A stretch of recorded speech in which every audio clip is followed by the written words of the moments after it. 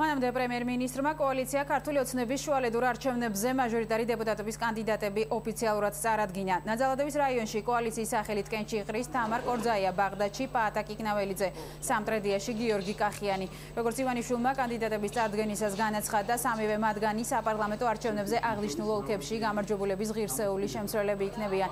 შუალედური არჩევნები ერთ თვეში გაიმართება.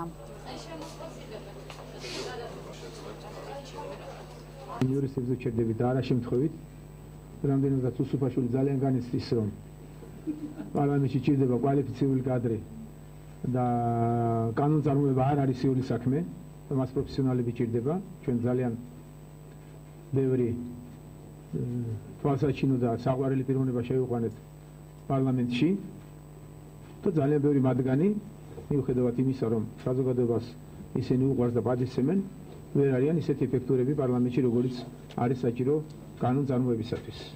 ჩვენ თუ გვინდა დემოკრატიული ქვეყანა, ავაშინოთ პირველ რიგში კანონები უნდა ჰქონდეს შესატყვისი და კანონწარმოება ძალიან დიდი მნიშვნელობა აქვს, ამიტომ ჩვენ გავჩერდით და წარმოგიდგინეთ ის მომავალი როგორი უნდა იყოს პარლამენტი, ზუსტად ესეთი სახეები წარმოადგენს ჩვენ. ეს არის პირველი არჩევნები, რომელსაც ატარებს ახალი ხელისუფლება და ეს არის ძალიან დიდი პასუხისმგებლობა ხელისუფლებისათვის. თუმცა მინდა ხაზი გაუსვა იმას, რომ ეს არის არა მხოლოდ ხელისუფლების პასუხისმგებლობა, ეს არის ბაღდადის, სამტრედიის და ნაძალადევის რაიონის მოსახლეობის მაღალი პატივი, რომ მათ კიდევ ერთხელ მიიღონ გონივრული და სამართლიანი გადაწყვეტილება.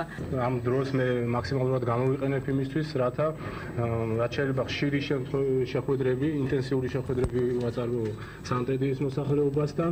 ჩვენთვის რა თქმა უნდა ცნობილია იმ პრობლემების შესახებ, რაც ამ რაიონში არსებობს, თუმცა ეს შეხვედრები მე მომცემს იმის შესაძლებლობას, რომ პირადად მოსახლეობისგან მოვისმინო პრობლემების შესახებ და ცხადია ჩვენს მიერ ადეკვატური გადაწყვეტილებები და ადეკვატური მოქმედებები იქნება მიღებული. ბაღდადის რაიონის ამომრჩეველი არის საკმაოდ კრიტიკულად მოაზროვნე და გემოვნებიანი ამომრჩეველი, რომლის დობის მოპოვება არ არის მზადიულის საქმე.